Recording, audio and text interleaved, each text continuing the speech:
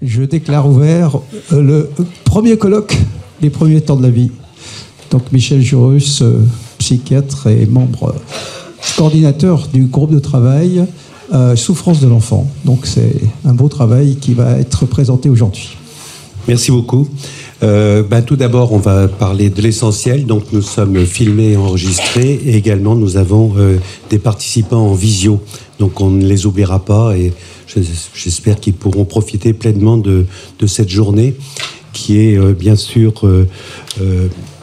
qui est l'issue d'un groupe de travail qui s'appelle le GT Souffrance de l'enfant et de sa famille.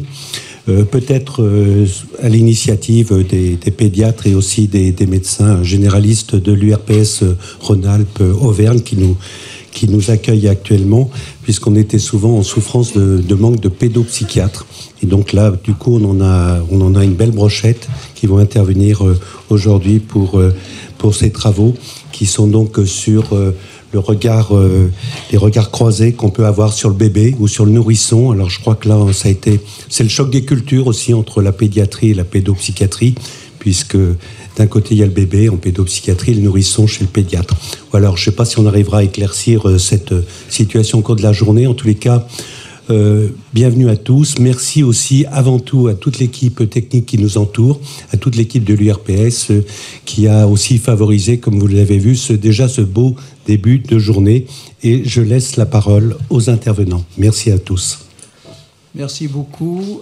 Donc on va commencer. Alors c'est bizarre, on fait l'inverse. On pensait qu'on commençait par les pédiatres un peu aux pieds nus, mais on pense d'abord par l'esprit.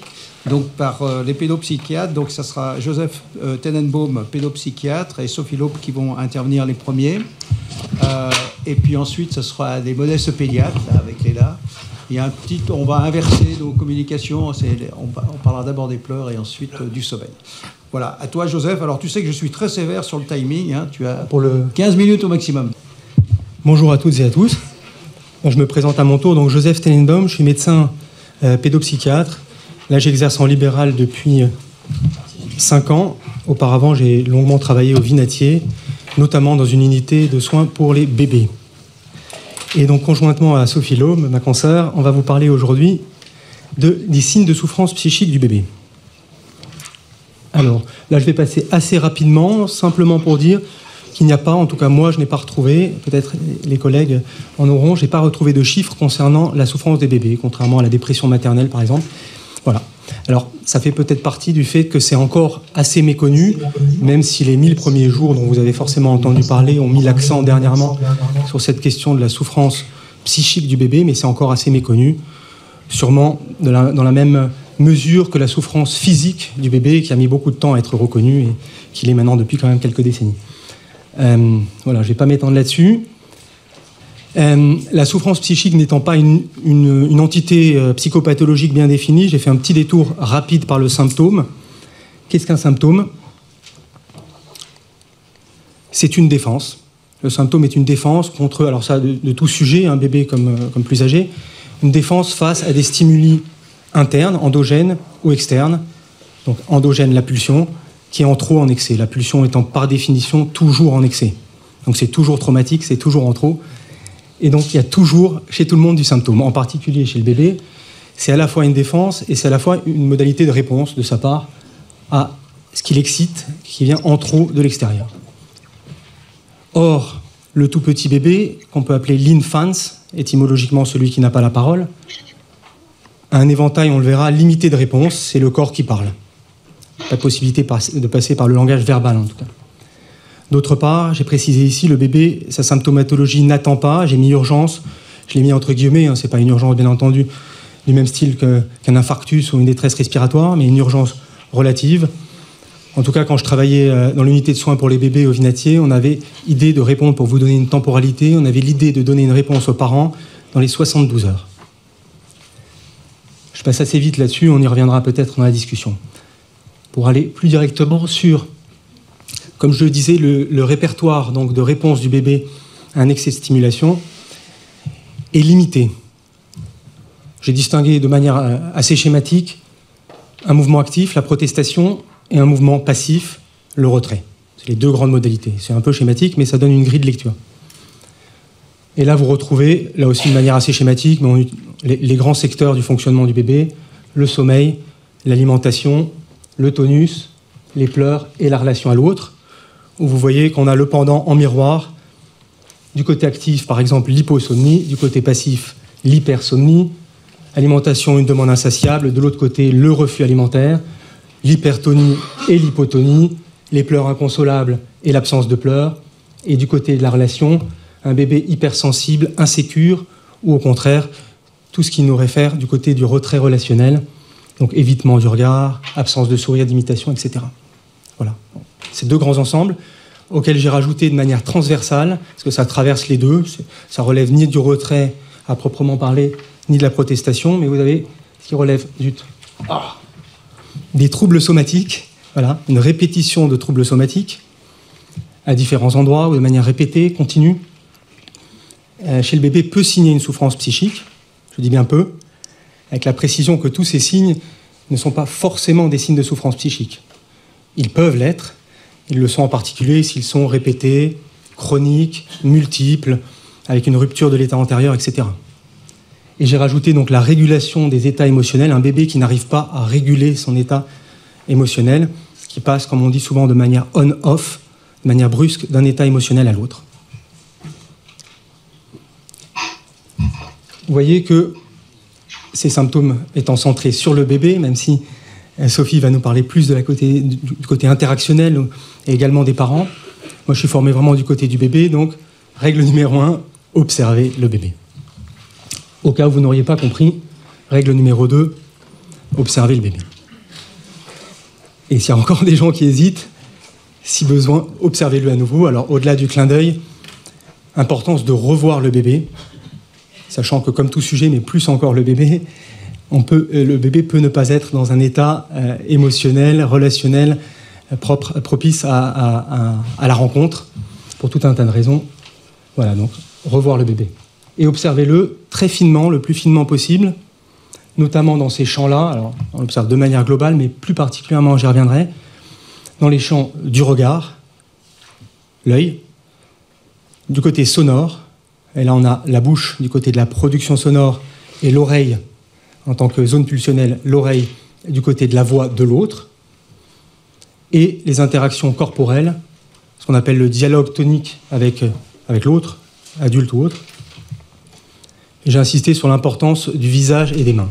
Donc on a là, vous verrez, on retrouvera tout à l'heure avec la question de la boucle pulsionnelle, les lieux princeps, le regard, donc l'œil, la bouche, l'oreille, les mains et l'expression du visage. On va retrouver exactement ces 5 items dans une des échelle de retrait relationnel, l'ADBB, la version réduite de l'ADBB, qui a 5 items qui correspondent à ces 5 lieux. Alors donc il y a cette observation, il y a ces zones pulsionnelles, il y a tous ces signes, et j'en ai extrait un qui pour moi apparaît le plus important à discuter, c'est l'appétence du bébé, ce formidable appétit, cette force vitale qu'a le tout petit pour aller vers l'autre, pour aller chercher le désir de l'autre, pour aller accrocher quelque chose de l'autre. Et pour ça, je vais m'appuyer sur le circuit pulsionnel en 3 temps, où je vais insister sur l'importance particulière du 3e temps de ce circuit. Alors c'est quelque chose qui a été décrit initialement par Freud, qui a été repris par Lacan, et plus récemment par toutes les équipes autour de Marie-Christine Laznick, qui ont travaillé beaucoup sur ce 3e temps de la pulsion en tant qu'il signerait un risque autistique. Donc, voilà. Et ça a été validé, des études qui ont validé le fait que l'absence de ce 3e temps dont je vais vous parler signe un bébé à risque autistique. Alors moi, j'élargis un petit peu, c'est à discuter, j'élargis un petit peu cette notion en faisant un éventuel signe global de souffrance psychique du bébé de cette absence de 3e temps. Alors de quoi il s'agit ? Le premier temps de ce circuit, c'est le temps qu'on appelle actif, c'est le temps du faire. Le bébé, par rapport à son objet, est dans un mouvement actif. Si on reprend les différentes zones pulsionnelles, la voix, par exemple, c'est le temps où le bébé produit des sons. Il babille, l'inhalation, etc. Production de sons. Au niveau de l'oreille, c'est entendre. Au niveau de la bouche, c'est manger. Donc, manger, entendre, voir. C'est la forme active du verbe. Deuxième temps de ce circuit, la pulsion, elle part du corps et elle fait retour sur le corps propre. C'est un temps un peu auto-érotique. Retour de la pulsion sur le corps de l'enfant. C'est le se faire. Si on reprend les différentes zones, c'est s'entendre. C'est le stade où le bébé prend plaisir à produire des sons et à tester sa voix, monter dans les aigus, etc. C'est s'entendre. Les bébés font ça, quoi. Ils se parlent. C'est s'entendre, c'est se voir. Alors ça, c'est à partir plutôt de 6 mois, entre 6 mois et 18 mois, où le bébé appréhende son image dans le miroir. Donc, s'entendre, se voir, se manger. C'est le moment où le bébé porte les mains ou les pieds à la bouche et il y a quelque chose du retour de la pulsion sur le corps. Voilà. Donc le temps actif, faire, le temps plus passif ou réflexif, plus exactement, se faire. Et enfin, donc le troisième temps, celui qui va nouer tout ça à l'autre, le temps de se faire faire par l'autre, retour, mais après que le circuit est transité par autrui. C'est le temps de se faire entendre, plaisir à babiller, à jacasser, etc., mais à se faire entendre par l'autre, se faire voir, se faire manger, on donne ces petits petons, ces petites menottes, à manger à l'adulte, et il y a ce plaisir, se faire chatouiller, etc. C'est le se faire. Et à chercher le plaisir de l'autre et à prendre du plaisir à chercher le plaisir de l'autre. Temps essentiel, puisque ce troisième temps est donc le témoin, le signe, le baromètre de cet appétit du bébé à aller chercher l'autre, et son absence, inversement, serait signe de souffrance du bébé. Importance, donc, on le verra dans la DBB, de l'initiative du bébé, d'une part, et du maintien de son investissement. Donc c'est un bébé qui va chercher l'autre, mais pas seulement qui va chercher, qui maintient cet investissement dans une qualité de plaisir. Le plaisir est aussi un mot, vous voyez, qui revient. Dans ce troisième temps, il y a la question de chercher l'autre et il y a le plaisir partagé, que ce soit du coup du côté du bébé qui a plaisir 2 minutes, super, c'est parfait. Jean est sans pitié. Donc plaisir du côté du bébé à aller chercher l'autre et plaisir du coup du côté de l'autre qui prend soin de lui, de l'autre secourable, du caregiver, etc., du parent. Plaisir à voir le plaisir du bébé et à être dans ce circuit-là. Et on retrouve cette notion justement dans les items de cette échelle dont je vous ai parlé, qui s'appelle l'ADBB, qui est alors une échelle de retrait relationnel, qui a été élaborée par Antoine Guédenet et ses équipes. Items 7 et 8 de l'échelle, à proprement parler, et vous allez voir, items en particulier 4 et 5 de la MADBB, qui est la version réduite, que j'aime beaucoup, qui est assez précise, simple d'utilisation, la version réduite de cette échelle. Juste pour vous montrer à quoi ça ressemble. L'échelle ADBB, alors il y a beaucoup de choses, mais ce qui est important, c'est ce qui est souligné là. C'est, vous voyez, dans l'item 7 relationnel, il y a la question de l'aptitude de l'enfant à entrer en relation. Et l'item 8, il s'appelle même attractivité, vous voyez, avec l'évaluation de l'effort nécessaire pour rester en contact et le sentiment de plaisir qui est noté ici. Et pour finir, donc cette MADBB, donc la version réduite de l'affaire, on retrouve de manière très claire l'ensemble des items dont je vous ai parlé. Alors si on va les numéroter de 1 à 5, de haut en bas, on va dire, on voit qu'il y a l'œil, le contact visuel en 2. On a en 4 les vocalisations, la bouche et l'oreille. En 1 et en 3, l'expressivité faciale et l'activité générale motrice, que ce soit des membres ou du tronc, en particulier des mains pour le coup. Où on a donc la question du dialogue tonique, donc œil, voix, bouche et oreille, dialogue tonique, et enfin l'item numéro 5, sur lequel j'ai insisté, la question de la relation à l'autre, avec l'acceptation de l'engagement de la relation avec l'autre et son maintien, donc la question de la prise d'initiative du bébé pour aller chercher l'autre. Je la trouve très fonctionnelle, très simple à utiliser, et résumant bien, rassemblant en un document l'ensemble des signes de souffrance principaux, selon moi, à chercher. Voilà. Merci beaucoup. C'était absolument passionnant. Tu vas rester à ta place et Sophie Laube va parler tout de suite. La discussion sera après les 4 intervenants. C'est lequel le bout? Sachez simplement qu'il y a des gens qui sont à distance. Pour les gens qui sont à distance, d'envoyer des textos sur le chat et on vous répondra bien entendu. Merci Sophie. Donc on a une densité de pédopsychiatres absolument fabuleuse. Profitez-en. À toi. Bonjour, donc je suis Sophie Laube, psychiatre pédopsychiatre, donc actuellement sur l'unité de soins conjoints parents-bébés à Natessia et aussi sur un temps de consultation ambulatoire rattaché à Saint-Jean-de-Dieu sur Oulin. Alors, moi je vais vous parler un peu plus des échelles, des grilles d'observation, parce que dans l'unité, on a passé pas mal de temps de réflexion à explorer certaines échelles en équipe. Donc c'est pour ça que j'avais envie d'en restituer quelque chose. Et effectivement, vous allez voir, il y a peu d'échelles vraiment très centrées bébé. Donc je vais vous parler aussi des échelles plutôt dyadiques, triadiques et aussi ce qui concerne un petit peu le parent. L'idée, c'est de vous donner des éléments un peu pratico-pratiques et de savoir où vous pouvez aller chercher des informations. Voilà. Alors, dans les échelles qu'on trouve, c'est absolument pas exhaustif, parce qu'il y en a une pléthore. Donc, je vais vous dire celles que nous, on a explorées, qu'on retrouve de façon plus fréquemment dans la littérature. Donc, il y a ce qui concerne les capacités et compétences parentales. Donc, je vais vous parler plutôt de la grille d'Ainsworth, que je trouve intéressante à avoir en tête, même si elle ne parle pas de la souffrance du bébé proprement dit, mais elle parle quand même de comment le parent se rend sensible aux signaux du bébé. Moi, je trouve que c'est quand même intéressant à l'avoir en tête.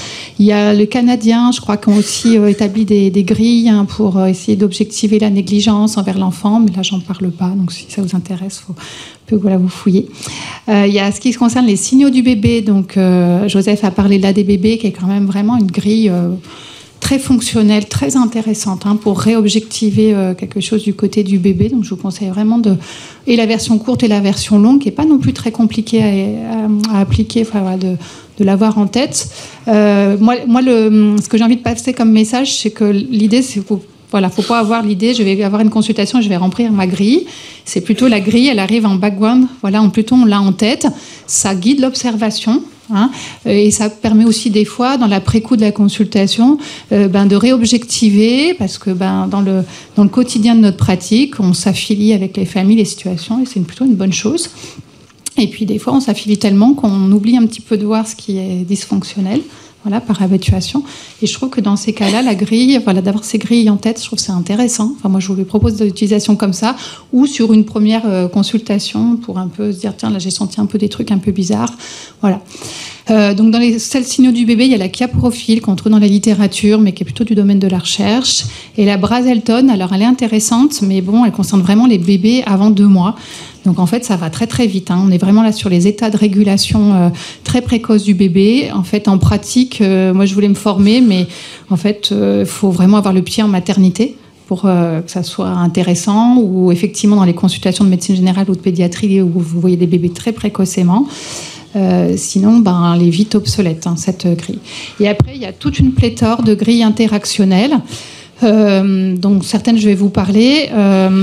Alors, elles sont intéressantes parce qu'en fait, dans un certain nombre de ces grilles, il y a le volet enfant, observation de l'enfant, le volet observation de l'adulte, et observation de la relation. Donc on retrouve des choses qui concernent aussi de façon séparée les signaux du bébé et les capacités parentales. Donc là, un petit mot sur les chaînes d'Ainsworth qui est peut-être pas trop connu. Donc là, ça concerne le parent. Mais bon, on ne peut pas parler du signe de souffrance du bébé sans aussi s'intéresser à ce que fait le parent au regard. Donc, il y a 5 cotations d'items de très sensible à peu sensible, avec un petit texte détaillé que je vous invite à lire et à relire. Parce que je trouve qu'une fois qu'on a vu la situation et qu'on relit, on arrive quand même assez bien à classer les parents dans un des items, sachant que la sensibilité, maternelle mais parentale, ça marche extrêmement bien aussi pour les papas, il n'y a pas de problème. Il y a l'idée qu'il faut d'abord repérer et avoir conscience des signaux d'appel du bébé. Donc il y a des parents qui sont absolument incapables de repérer le signal, que ça soit un pleur, que ça soit une mimique, etc. Une fois qu'on l'a repéré, il faut quand même bien l'interpréter. Donc il y a des parents qui sont capables de l'interpréter, mais qui sont capables de le repérer, mais qui n'interprètent pas bien. Il pleure, donc en fait peut-être ils vont dire il va à la sommeil, alors en fait que c'est un pleur de faim par exemple. Voilà. Une fois qu'on l'interprète correctement, vous voyez bien que c'est pyramidal. Il faut que le début soit bien calé, sinon rien ne marche. Il faut que la réponse soit appropriée. C'est-à-dire on a repéré qu'il pleurait, que probablement il avait faim, ça fait au moins 3-4 heures qu'il n'a pas mangé, puis il a un cri un petit peu plus aigu qui est bien typique par exemple d'un enfant qui a faim ou assez intense. Et après il faut répondre de façon adéquate, lui donner à manger et dans une temporalité qui est adaptée à l'âge. Plus il est petit, plus il faut répondre plutôt assez immédiatement. Voilà. Après là donc ça c'était côté parent, côté bébé. Moi je trouve que de toute façon c'est côté un petit peu chacun de son côté, c'est important d'avoir en tête avant de parler de la relation. Voilà. Donc la DBB, Joseph en a parlé. Donc l'échelle complète. On va peut-être passer à la suivante du coup. Oui. Rapidement, voilà, il y a 8 items. Donc la question de l'expression du visage, le contact visuel, etc. Tout ça, on le retrouve dans plein de grilles. Donc moi, je ne vais pas la détailler, cette grille-là, mais en fait, c'est quand même un peu toujours la même. L'idée, c'est quand même de séparer un peu des éléments d'observation pour se faire une idée un peu plus globale et un peu plus objective. Alors je ne vais pas parler de cet exemple clinique parce que j'aurai pas le temps, donc j'en parlerai d'un autre avec un tout petit séquence vidéo. Je vous cite celle-là, la PIPE. Alors toutes ces échelles, on les trouve dans la thèse de Mathieu Beaupuis, qui est un thésard qui a travaillé avec Sylvie Viau et aussi à la constitution d'une nouvelle échelle qui s'appelle la BIS. Et donc, dans sa thèse, qui est en libre accès, vous trouvez en annexe toutes ces échelles. Celle-là, je la trouve intéressante, parce que c'est vraiment donc l'examen pédiatrique de l'enfant. Vous voyez, c'est toujours un petit peu quand même la même chose, mais là, sauf que c'est sur un examen clinique un peu standard. Comment le jeu s'initie entre le parent et l'enfant. Donc, ce côté, comment l'enfant s'engage, comment les parents s'engagent, etc. Je vous détaille pas tout. Comment le jeu se maintient. Oui, j'ai pas beaucoup de temps, alors je me dépêche. Mais ça reprend aussi ce qu'a dit Joseph sur les 3 temps de la pulsion, comment le jeu se maintient et comment se termine le jeu. Donc, je vous invite à pouvoir la lire. Citer l'échelle de Bobigny et là qui est aussi une grille qui est quand même normalement bien connue dans les PMI. Et toujours, vous voyez, on distingue toujours côté bébé, côté mère, côté relationnel, le côté corporel, visuel, vocal, etc. Donc c'est pareil, je ne vous détaille pas tout. Et la BIS, c'est donc la nouvelle échelle de ce thésard qui a été fait avec Sylvie Viau, qui est plutôt, qui nécessite une formation. Et vous voyez, ça reprend à nouveau côté enfant, côté parent, côté diède. Je ne sais pas combien de temps il me reste. J'ai un petit peu de temps alors. Je me suis trop dépêchée. La CAR Index, c'est encore une échelle, mais là, qui est plutôt du visée de la recherche. C'est celle que je trouve vraiment la plus complexe, la plus complète, qu'on appelle aussi la Crittenden. Voilà. Et là apparaît, comme dans la BIS, la question aussi des tours de rôle, de comment en fait il y a une réciprocité dans les interactions, la question de contrôle ou de leadership, du choix d'activité, est-ce que c'est adapté au bébé, etc. Et comment le bébé coopère avec le parent, est-ce qu'il est plutôt coopérant, est-ce qu'il est plutôt en difficulté pour répondre aux situations du parent, est-ce qu'il est plutôt compulsif, compliant, c'est-à-dire avec il y a une question de coercition dans la relation, ou plutôt une grande passivité. Alors un petit exemple clinique, alors qui n'est pas non plus un bébé tout à fait typique parce qu'il a quand même, il est né avec un peu de prématurité et des problèmes sur le plan somatique, mais bon, c'est celui qui m'est venu en tête. Là, j'avais un petit bout de vidéo. Donc là, c'est un bébé, vous allez voir sur la petite vidéo qui présente donc à l'échelle des bébés de l'autostimulation, qui a extrêmement peu de variations mimiques. Des vocalisations qui sont assez répétitives, non modulées, plutôt sur-aiguës, un évitement du regard, des troubles du tonus, une activité corporelle qui est altérée, et en regard, une mère qui est peu sensible aux signaux, qui a du mal à les interpréter. Voilà, donc les deux difficultés se cumulent. Ce qui fait que ça aide pas, sachant que la mère peut aussi tout à fait se désadapter au regard de bébés qui présentent des signes de souffrance et qui lui renvoient, le fait qu'elle ne sait pas comment réagir face à ces signes. Voilà. Après, des fois, on ne sait plus qui de la boucle a commencé, mais il y a un phénomène d'entraînement en cercle vicieux ou, quand ça va mieux, aussi en cercle vertueux. Voilà. Donc la petite vidéo, je ne sais pas comment je peux faire pour la lancer. Elle est là-haut. Ah, ouais.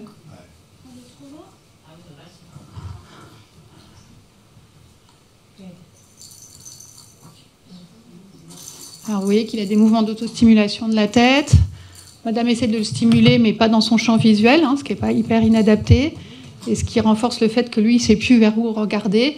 Hein, puis là, après, il a un manque de régulation tonique, hein, avec là toute un débordement pulsionnel au niveau du corps entier. Alors, un petit mot. Voilà, les échelles, comme je vous dis, c'est des supports à la clinique. J'étais à une formation là, avec la WAIM France là, le week-end dernier. Il y a donc une psychologue psychanalyste qui s'appelle Marie Couvert, qui parlait de la question de comment, en fait, il y a quelque chose qui insiste du côté du bébé, comment il y a des traits. J'ai trouvé ça intéressant, cette formulation. Et je me dis que ça c'est aussi un support à l'observation au-delà des grilles. C'est qu'est-ce qui insiste, qu'est-ce qui se répète dans le donner à voir du bébé, qui vient, comme dans le discours d'ailleurs d'un adulte. Il y a des choses des mots, des thématiques, des formulations qui insistent dans le discours. Et je trouvais ça intéressant aussi de le prendre du côté du bébé et d'essayer d'être observateur, comme disait Joseph, il faut observer de ce qui insiste et quel est le trait qui revient et qui se donne à dire pour le bébé. Voilà. Alors ça, c'est juste un prototype d'échelle qu'on a après tout ce travail qu'on a fait dans l'unité, où j'ai réuni des items de différentes grilles. L'idée dans l'unité pour nous, c'était d'avoir aussi surtout quelque chose de prospectif, de est-ce que notre soin est efficace, voilà, parce que si du coup aucun item ne bouge, en fait c'est un petit peu embêtant. Et donc là il y a des items qui se viennent de la grille des SWORD, de la grille ADBB et des grilles interactionnelles pour essayer de repérer aussi les zones où il y a plus de difficultés que d'autres. Et donc les points d'appui, les points de difficulté, et un petit peu voir dans le temps comment ça évolue. Et voilà, en conclusion, je l'ai dit, un petit peu que c'est un soutien à la consultation, donc je ne vais pas le redire, je pense qu'il va peut-être falloir que je finisse, et puis la bibliographie que je peux faire suivre si vous souhaitez. Voilà. Merci beaucoup Sophie, tu étais parfaite, comme d'habitude. Ok, alors beaucoup plus terre à terre, on va passer peut-être la parole au pédiatre, on va passer par le cri existentiel. Hein, si on criait pas, on serait pas là. Oui, hein, je vais pas casser ton topo. Allez, je te time. Voilà, donc moi je suis docteur Abid, je suis pédiatre en ville. Je vais aborder le problème du pleur de l'enfant. Le pleur, c'est une bonne partie des consultations en pédiatrie, et avec la difficulté, je parle des cours de médecine de mon âge, moi qui suis d'un certain âge, sur les pleurs des nourrissants, il y avait un petit paragraphe de 3 lignes où c'était écrit « L'enfant peut pleurer, ça peut correspondre aux coliques, pas de traitement ». Quand on se retrouve jeune interne devant des parents qui viennent parce qu'un enfant pleure, moi je ne savais pas ce que c'est, que j'ai eu des réponses très inadaptées. J'ai dit à certains moments, quand on ne supporte pas les pleurs, on ne fait pas d'enfants. Et puis je pense que j'ai eu des enfants qui ont pleuré toutes les larmes de leur vie de 0 à 3 mois, et mon comportement a changé. Donc la gestion des pleurs, je pense qu'on fait comme on peut et on fait avec son vécu. Le pleur, c'est finalement la première expression de la vie. Quand on sort du ventre de sa mère, si on ne crie pas, il y a un problème. Ce cri, c'est un peu de la physique, c'est aussi de la chimie. Ce cri, c'est un bol d'air qui va ouvrir les alvéoles, permettre aux surfactants de garder l'alvéole ouverte et de pouvoir respirer et vivre. Ça, alors certains vont dire on crie parce qu'on n'est pas content de quitter le jacuzzi maternel. D'autres diront on crie parce que c'est hurrah, on est libre et on a de l'espace. Finalement, le cri, ça permet la vie, mais c'est aussi le seul moyen d'expression de l'enfant. Enfin, c'est pas le seul, il y en a d'autres, vous en avez parlé d'autres, mais c'est le plus bruyant. Et c'est celui qui attire et qui peut finir par taper sur le système.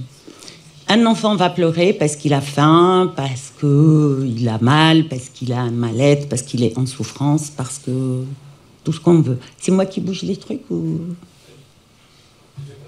Ah, c'est bien. Donc, pleurer, c'est normal. La majorité des pleurs, on arrive à les calmer, mais la difficulté de calmer les pleurs, surtout au début, c'est est-ce qu'on est en état? Quand on est enceinte, on est plein d'ocytocine, c'est le bonheur absolu, enfin le plus souvent. Et puis plus on accouche, plus d'ocytocine, déjà on n'est pas bien. Et puis il y a ce nouvel être qui manifeste. Il faut être en capacité d'entendre, et si on ne l'est pas ou si on n'est pas bien, on ne peut pas entendre. Et on ne peut pas gérer. Voilà. Donc, ce que je dis, le pleur, c'est de la physique et de la chimie, mais certains pleurs sont juste de la chimie. Maintenant, on sait que la composition des pleurs n'est pas la même. Quand on pleure de joie, parce qu'on est content, parce qu'on a reçu le bijou qu'on attend, ou qu'on a eu l'examen qu'on veut, eh ben c'est de l'eau salée. Par contre, quand on pleure de souffrance, eh ben il y a plein de cortisol. Le cortisol, c'est l'hormone du stress, et quand on est stressé, on fabrique le cortisol, et la seule façon d'excréter ce cortisol, c'est les larmes et le cri. Quand on pleure, quand on crie, on l'excrète par la respiration et on l'excrète par les larmes. Et il y a des moments où ces pleurs, on ne peut pas s'en passer, sinon le cortisol va créer des manifestations somatiques chez l'enfant. Et là, je vais vous parler d'un cas clinique. C'était au tout début, quand j'ai quitté l'hôpital et j'ai commencé la ville. Une dame que je ne connaissais pas m'appelle, me dit « Ah là là, bébé, il pleure beaucoup, j'en peux plus, j'en peux plus. » Je dis « Écoutez, venez à 16h. » La dame, elle se pointe à 15h. Déjà, j'avais 2 patients de retard. J'ai une petite salle d'attente. Et les gamins, en rentrant, il avait un cri strident, difficile à entendre. Enfin, difficile. Moi, en tout cas, physiquement, c'était difficile pour moi. J'ai pensé à la mère. C'était après 3 enfants, donc j'étais un peu mieux connectée avec ça. J'ai fini vite la consultation que j'avais au cabinet, dans ma salle d'examen, et je suis sortie en salle d'attente. J'ai dit aux autres parents, je vais prendre cet enfant. Tout le monde m'a dit oui, parce qu'il a dû enfin vraiment. Donc le gamin, il est rentré avec un cri. Il était difficile à supporter physiquement pour moi. La mère, elle était très fébrile. Je pose la question, comment s'est passée la grossesse? Très bien. J'examine l'enfant rapidement parce que plus le temps passait, plus ma tête elle était comme ça. Puis j'étais là, qu'est-ce que je vais faire de cet enfant? Moi, je ne suis pas en état de réfléchir. Et moi, je sais, j'ai vécu pas comme ça, mais 100 fois moins. Et je sais combien c'est difficile. Je me suis dit, je vais dire à la dame, écoutez, il pleure trop, je vais l'hospitaliser pour faire des examens et tout. Donc là, ça m'a demandé du temps de comment je vais vendre l'hospitalisation. Et je lui ai dit, écoutez, madame, voilà, l'examen est normal, mais il faut faire des bilans. Mais de toute façon, je ne comptais pas le reprendre. Ça m'a soulagée. Je l'ai hospitalisé dans l'hôpital où je travaillais mi-temps. Et donc, j'ai dit à la dame, écoutez, moi, je vous demande d'aller à l'hôpital, déposer l'enfant, je veux que vous rentrez chez vous, que vous dormez. Si vous voulez avoir des nouvelles de votre enfant, vous faites-le à n'importe quelle heure. Demain, je ne veux pas vous voir avant 10h, je veux vous voir habillée, maquillée, parce que la dame, elle était avec un survêt, plein de taches de lait et tout. Donc, elle est partie, elle l'a déposé et elle est partie. Le lendemain, au staff, j'en ai parlé avec la psychologue, et en fait, je vais résumer, parce que je vois qu'il regarde l'heure. Cette dame avait la quarantaine, elle avait de grands enfants, elle était séparée de son mec, elle a fait plein de rencontres. À 38 ans, elle rencontre un type qui ne plaisait pas à sa famille, elle tombe enceinte. Et toute la famille était là.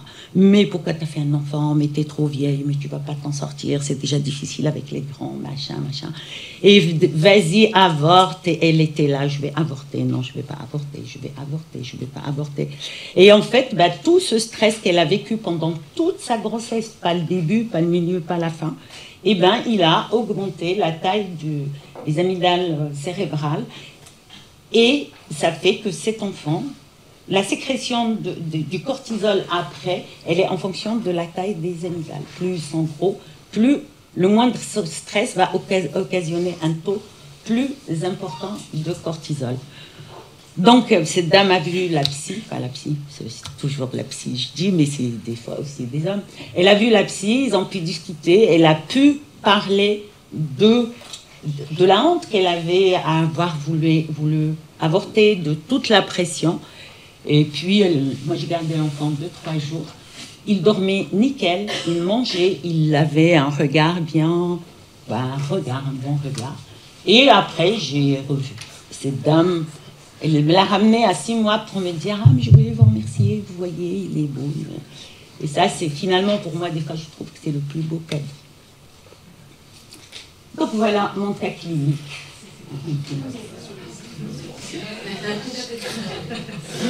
Ah oui, non, mais c'est pas le même. Voilà.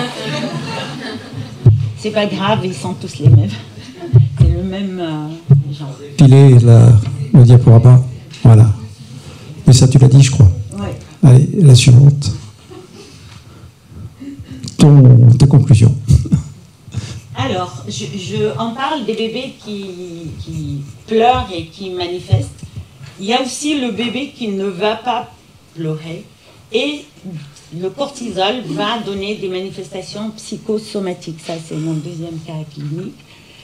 On a reçu un bébé de 2 mois qui avait des vomissements, des NRTMS, hospitalisation, bilan, il avait un ulcère. Donc on était là, ulcère, machin. Et le bébé était très, très en retrait et tout. Les infirmières demandent à la maman de ramener l'autre jumeau pour que l'enfant soit bien pendant l'hospitalisation. Bon, elle ne l'a pas fait le premier jour, le 2e jour, le 3e jour, on a un peu insisté. Elle amène le bébé, elle le laisse, le 2e jumeau, dans son manteau, alors qu'il fait très chaud dans les salles. Elle l'a posé, elle a dit « Qu'est-ce qu'il a, qu'on vous en êtes ?» Et elle est partie fumer. L'infirmière, elle passe, elle trouve le bébé mitouflé comme ça. Elle le déshabille. Et en fait, le bébé avait des hématomes partout. Et donc ça, c'est un enfant qui a vu son jumeau se faire maltraiter, mais qui n'a pas manifesté peut-être de peur d'en prendre une lui aussi. Mais l'excès de cortisol qu'il n'a pas éliminé, eh bien cet excès, ça lui a perforé son estomac. Donc de toute façon, pleurer, c'est naturel. C'est des fois difficile parce qu'il y a des cris qui peuvent être insupportables physiquement pour les parents et pour les autres, et c'est encore pire pour les parents. Et ce qu'on peut dire, c'est, voilà, pleurer, c'est une étape. Il faut savoir, il faut essayer de répondre, et si on ne trouve pas de réponse, il est très important de demander de l'aide. On peut demander de l'aide à sa mère ou à sa belle-mère ou à sa tante ou à la personne de laquelle on est proche. On peut demander de l'aide à son pédiatre, à son généraliste ou à sa sage-femme. Et on peut demander, il y a maintenant des groupes d'aide aux nouveaux parents. Voilà, il faut des fois surtout pas demander de l'aide à Internet, parce que après tout, quand Steph44 vous répond, vous ne savez pas qui elle est, si elle s'appelle pas Maurice, et si... Voilà. Donc de l'aide, il faut savoir la demander là où elle est disponible et de bonne qualité. Est-ce que je pense que j'ai tout dit.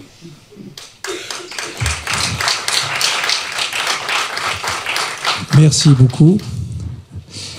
Donc, la dernière intervention ce matin, j'ai demandé donc à Michel Jurus de me timer, puisqu'il n'y a pas de raison que je prenne des largesses. On va parler des troubles du sommeil. En fait, je suis parti d'un cas clinique que j'ai un peu arrangé, mais c'est un tout petit. qui dort toujours pas bien. Il est hypersensible au bruit. Là, on se retrouve avec les échelles un peu. Il s'endort difficilement, se réveille souvent. Il est réveillé, il est en retrait. Pour quelle raison cette maman, est-ce qu'il est en souffrance? Elle me pose la question et elle me dit que dois-je faire? Alors, je vais vous faire un peu travailler sur les items que vous voyez défiler là. Alors maintenant, vous avez été, grâce à ce qu'on dit aux pédopsychiatres, qu'est-ce qui vous inquiète dans tous les items qui sont là? J'ai pas entendu. Hypersensible au bruit, déjà. Hypersensible, et puis le retrait. Oui. La suivante. Alors, le retrait relationnel, ben oui, effectivement, on l'a dit, il n'y a pas beaucoup d'épidémiologie là-dessus. C'est difficile à voir. Il perd ses repères. Et ça peut être effectivement la reprise du travail, jour de garde, la mise en crèche collective, tout ça, c'est des stress. Ou le petit jumeau là qui est battu. Et c'est discret, et d'où nous, praticiens de terrain, eh bien, il faut savoir les rechercher dans des signes tels que le sommeil et l'alimentation, tels que le cri. C'est aussi un enfant qui reste en état d'alerte avec soit une hyper ou une hypo-excitabilité. Comme Sophie nous a montré, le jolie petite vidéo. Alors j'ai vu notre caméraman qui était très, très angoissée. Elle se dit aussi, je vais avoir des bébés qui sont agités comme ça. J'ai senti qu'à son visage, c'est notre côté pédiatre, on regarde tout le temps les visages, eh ben, il y avait une petite sensibilité de ce côté-là. La suite. Alors, premièrement, le carnet de santé, c'est un outil très bien fait. Il vient de sortir le 1er janvier 2025. Et il y a toute une partie sur le sommeil qui est bien faite. Apprendre à trouver son sommeil tout seul. Son lit est réservé. C'est éviter le co-sleeping. Le bébé peut dormir dans la chambre, mais pas dans le lit. Et j'aime bien, aller au lit ne doit pas être une punition.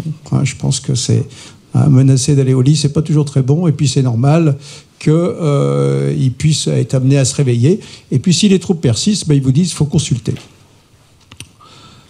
Deuxièmement, il faut vérifier les rythmes. Et pourquoi je dis ça? Parce que très souvent, les parents, ils connaissent pas très bien. Et je crois que de leur expliquer, de leur faire des schémas, de dire quand même de 0 à 6 mois, il y a quand même un certain nombre de périodes de veille et d'éveil qu'on doit retrouver et qui peuvent là rassurer aussi les parents.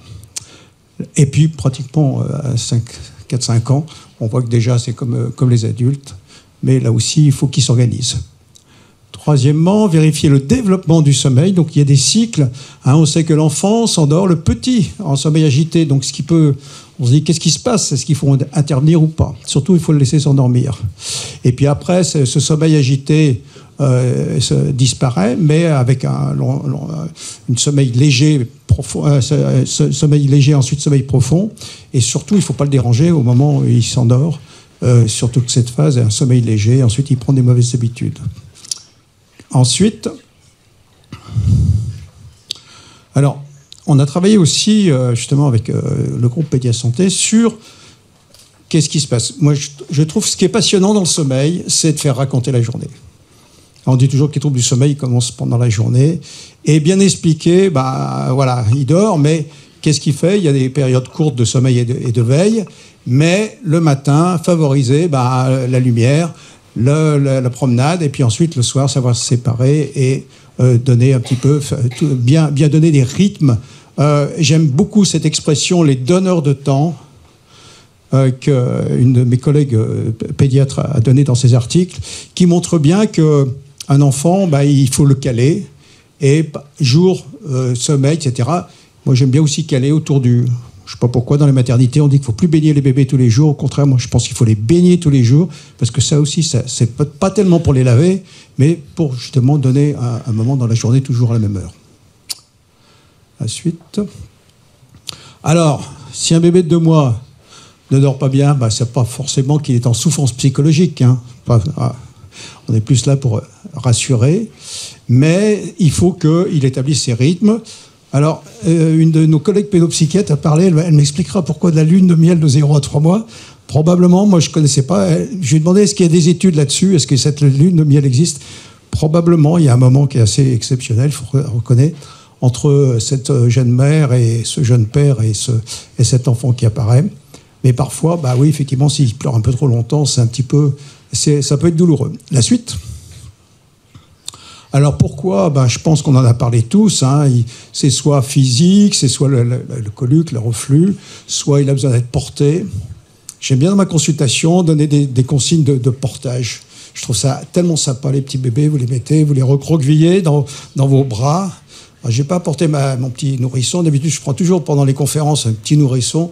Puis je demande à une jeune maman de bien vouloir parler pour savoir comment elle le porte, tout ça. Je trouve que la manière de porter un bébé, c'est super sympa. Et dès qu'il est en situation de confort, il se calme. Et c'est la première chose qu'on est amené à faire et à apprendre et à échanger.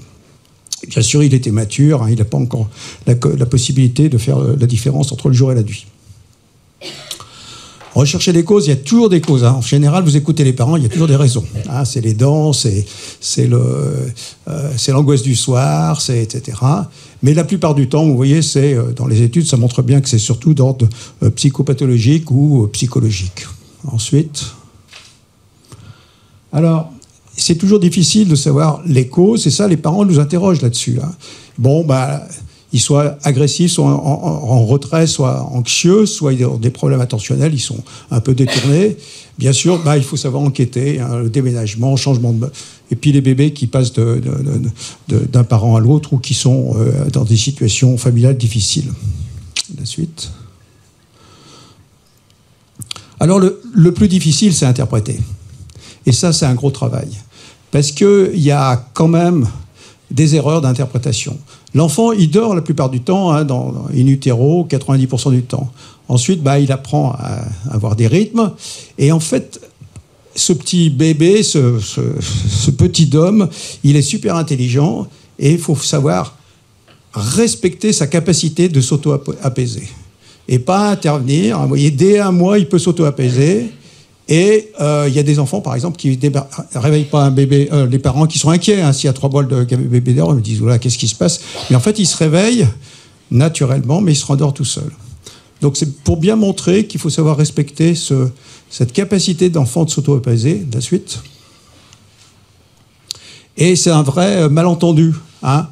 S'ils s'endorment de manière agitée, parfois, c'est physiologique, mais les parents vont intervenir trop précocement et finalement, moi j'aime bien dire dans les consultations, mais je ne leur dis pas directement comme ça, un bébé, laissez-le dormir. Oui, d'accord, de temps en temps, il a envie de dormir et qu'on ne le dérange pas tout le temps. Donc, les interventions doivent être restreintes au strict nécessaire pour ne pas l'empêcher de s'endormir. Et puis, bien entendu, si vous intervenez trop souvent, vous cassez la boucle du sommeil. S'il rate son endormissement, il va reprendre le train suivant et ainsi de suite. Et à ce moment-là, un des parents qui sont contents de se faire cette démarche, finalement, il renforce un espèce de cercle vicieux. Ils se disent que oui, il a besoin de nous, mais en fait, pas du tout. Il a besoin d'être tranquille. La suite. Bien entendu, je ne suis pas le plus compétent, mais nous, praticiens de terrain, effectivement, c'est des questions qui sont très importantes sur la fatigue, le sommeil. Avec Karine, on a travaillé aussi là-dessus, avec le réseau Aurore, et je pense que c'est important. Et puis pour conclure, ça va, je suis dans les temps? Bon.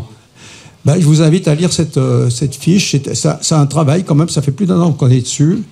Vous allez avoir une étude qui va être faite là-dessus. Il y a 2 internes ici présentes qui nous font l'honneur de travailler sur cette question, puisque finalement, la souffrance psychologique, voire psychique, c'est quelque chose, un diagnostic qui est sous-estimé et sur lequel, vous verrez, c'est bien décliné.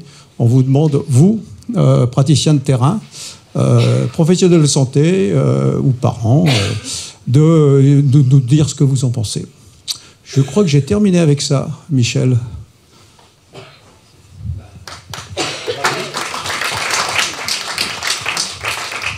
Alors, je vais demander à Michel peut-être de bien vouloir faire une toute petite... C'est le sapiteur, c'est l'homme de réflexion. Alors pour la réflexion, déjà, on a 11 minutes de plus de conversation entre nous, donc vous pourrez poser toutes les questions que vous voulez. Moi, je me suis intéressé effectivement, donc moi je suis psychiatre pour adultes, mais à quel point c'était physique. C'est vrai que le corps qui parle, c'est quand même quelque chose d'important. Dans les thérapies d'adultes, c'est ce qu'on retrouve parfois pour des gens qui ont vécu des séparations ou des traumatismes extrêmement précoces. Je me suis intéressé beaucoup aux enfants de 40 dans notre pays, un peu comme les Anglais l'ont fait aussi sur l'attachement. Et c'est vrai que c'était bien cette intervention de pédopsychiatre et de pédiatre, à quel point effectivement beaucoup de choses étaient aussi dans l'observation, dans le fait de voir, le fait de faire les échelles. Et vraiment, j'ai trouvé ce début de matinée passionnant. Et je laisse la parole à la salle. Alors, est-ce qu'il y a des questions ? Levez le doigt. Et je crois qu'il y a des questions à distance aussi. On peut peut-être les rapporter, mais peut-être des questions d'abord sur la salle. Je vais juste faire... Oui, très bien, au premier rang. Alors, peut-être vous présenter, et puis, bien sûr, et à qui vous vous adressez. Il faut appuyer sur le petit rond, voilà, qui va s'allumer en vert. Merci bien. Bonjour, merci beaucoup. Je suis le docteur Simoneau, je suis médecin généraliste en maison de santé autour de la santé de la femme et de l'enfant à Vienne, et également aux urgences pédiatriques à 50%. À Vienne également. Ma question, c'est surtout sur l'observation. Je me rends compte que le climat est important pour réussir à observer correctement un enfant. Et ma question s'adresse à l'ensemble de vous. Savoir en fait dans quel environnement vous mettez l'enfant. Est-ce que pour vous, le jeu de lumière, l'installation de l'enfant, j'imagine que sur une table d'examen avec la lumière en pleine face, c'est pas l'idéal. Donc un peu savoir concrètement comment vous l'installez en fait. Qui répond ? Moi, je vais... Appuyez sur le petit bouton vert. Voilà. Donc moi, je suis pédiatre, donc l'installation n'est pas la même pour moi et les pédopsies. Je l'installe le plus simplement possible. Ce que j'ai trouvé, mais je ne l'ai pas fait exprès, mais je me suis rendu compte que c'était une super idée. Pour ma table d'examen, c'est un table de cuisine, c'est un meuble de cuisine, et j'ai mis un très grand miroir. En fait, moi, je l'ai fait comme ça, quand j'examine l'enfant, je peux regarder les parents et discuter avec eux. Et comme pour que le miroir, il ne soit pas comme ça, comme mis sur le visage, j'ai mis des carreaux... J'ai mis des carreaux multicolores et en fait, la lumière, elle n'est pas en face du bébé parce que la table d'examen est excentrée. Et je trouve ça très bien parce que l'enfant, il le regarde. Si l'enfant, il est posé comme ça, il ne regarde pas les petits carreaux, il ne me regarde pas. Moi, je pense qu'il y a un problème. Il n'y a pas de façon spécifique. C'est ta salle de consultation qui est l'endroit idéal. Tu n'as pas autre chose. Et les psychiatres, alors comment ils font, les pédopsychiatres ? Peut-être après, Joseph il dira. Moi, je mets un tapis, vous savez, tapis qu'on vend chez Ikea, là, j'en mets de partout, là, au sol. Et s'il faut, je m'assois aussi, hein, si voilà, je suis là où sont les parents. Après, moi, juste dire que c'est vrai qu'en une seule consultation, c'est pas évident. Hein. Ce qui insiste, dont je parlais, c'est aussi ce qu'on peut observer sur plusieurs consultations. Parce que c'est vrai que le jour J, alors des fois, justement, le cabinet du pédiatre, ça peut aussi, ou l'hôpital, ça peut stresser les bébés. Enfin, voilà, donc c'est ce que j'avais envie de commenter. Oui, quand je disais tout à l'heure observer, réobserver, etc., c'est vrai qu'il y a la question du temps. Je sais que votre temps est compté, que les consultations, parfois, de médecins généralistes, de pédiatres, peuvent être raccourcies. Moi, j'ai la possibilité, le luxe de prendre beaucoup de temps. Les consultations sont quand même des consultations d'une heure, quoi, répétées. Donc c'est vrai que ça laisse le temps, c'est un vrai luxe, mais ça laisse le temps d'observer le bébé déjà tel qu'il arrive avec ses parents. C'est-à-dire, dans un premier temps, je laisse faire. Venez comme vous êtes, quoi, comme chez McDo. Donc, le bébé est agité, il est agité. S'il est sur les genoux des parents, etc. Par contre, dans un second temps, donc il y a une observation comme ça, in situ, et dans un second temps, effectivement, je demande systématiquement, si c'est possible, c'est pas toujours le cas, mais en général oui, je demande que le bébé soit posé sur le sol, sur un tapis de sol. La question de la motricité libre et comment il fait justement avec son corps, comment il va s'engager, c'est ce que je disais, va prendre l'initiative et le maintien du lien, sur le plan du regard, sur le plan des vocalisations, etc. Il faut qu'il soit libre pour le faire. Alors, c'est pas tous les bébés. Si on a un bébé comme l'a décrit Leïla, qui crie toute la consultation, au contraire, j'incite les parents à le contenir, à l'asseoir contre eux, dos posé, à ce qu'il soit levé et contenu. Mais dans des conditions, effectivement, si possible, les plus libres possibles. Avec du coup, motricité libre sur le sol, tapis de sol, avec des objets à disposition aussi, concrets, dont il peut se saisir ou non et qui peuvent faire relation. Et ça m'arrive, comme Sophie, d'aller aussi au sol parfois pour interagir si besoin. Et juste dernière chose, oui, le miroir. À faveur de votre question, je me rends compte que je n'ai pas réinstallé un miroir. Là, depuis que je suis installé en libéral, j'en avais un à l'hôpital. Et je vais peut-être le faire parce que c'est évidemment un champ autour de la question du regard, alors chez le bébé à partir d'un certain âge, mais qui est, selon moi, essentiel. Et la question de tout ce qui se jouait pour les parents, regardant leur enfant en train de se regarder, et moi, regardant l'enfant, regardant les parents en train... C'est-à-dire tout ce jeu, du coup, de boucle pulsionnelle à plusieurs, était, selon moi, essentiel. Donc je vais m'y reconnecter, vous voyez. D'autres questions, remarques, observations? Alors, au premier rang, il y avait de la contestation. Oui. Alors. Pas de contestation, forcément. Après, moi, je suis psychomotricienne, je suis Camille Saïdi, je travaille en psychiatrie périnatale. Et c'est vrai que ce temps d'observation au tapis avec le parent, il est intéressant. Bien évidemment, j'ai pas le même cadre qu'un pédiatre en libéral, mais il est intéressant aussi parce qu'il est destiné aux parents, parce que ça permet aussi d'accueillir le parent, de le rassurer et de l'aider à être dans une position, à être un partenaire de soins beaucoup plus tranquille pour pouvoir accompagner le bébé dans ce moment d'examen. C'est très vrai, tout à fait. D'autres... Ah ouais, une intervention au fond. Ah bah, Fadi Daguerre, pédiatre de Vaux-en-Velin. Avec le temps faible qui nous est imparti maintenant avec la... Ah si, il y a le temps de discuter. Vas-y, prends ton temps. Je me suis forgé une grille d'intervention dans ces moments difficiles des coliques des 3 premiers mois. On a le devoir quand même de tenir un discours relativement conforme à la science à nos patients. Donc j'ai balayé l'histoire des gaz intestinaux qui les tortillent, les changements de lait qui vont soulager les bébés. Et je mets beaucoup l'accent sur les facteurs de prédisposition à avoir des coliques qui sont, pour moi, la première cause, c'est l'insatiété et la faible prise de poids. Une fois cette case éliminée, je mets beaucoup l'accent sur les difficultés pendant la grossesse, avant la grossesse et après, au moment de l'accouchement. Je me prive un petit peu en faisant ça de l'effet placebo qu'on peut donner à des produits comme Baby Spasmil ou BioGaia. Mais voilà ce que je voulais dire. C'est par respect pour les patients qu'il faut qu'on leur tienne un discours quand même conforme à la science. Les gaz, ça vient en 7e, 8e position pour moi dans les causes.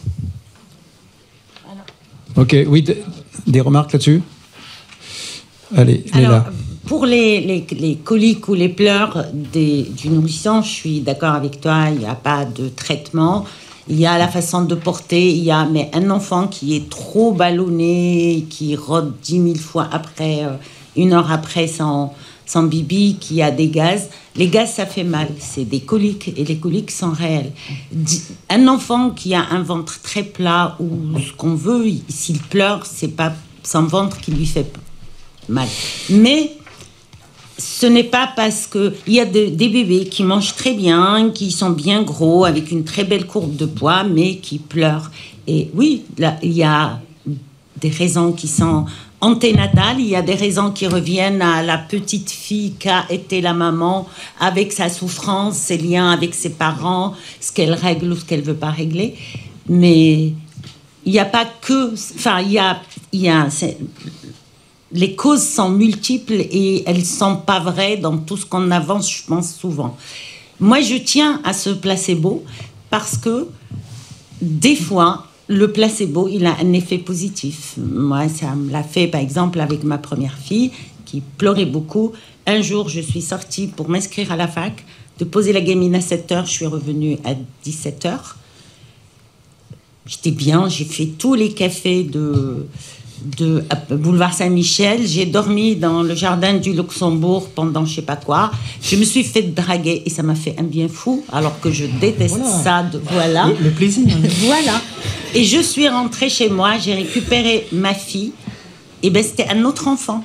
Et moi personnellement, je dis aux gens maintenant, je l'ai même prescrit, faites-vous une sortie à 2, laissez l'enfant.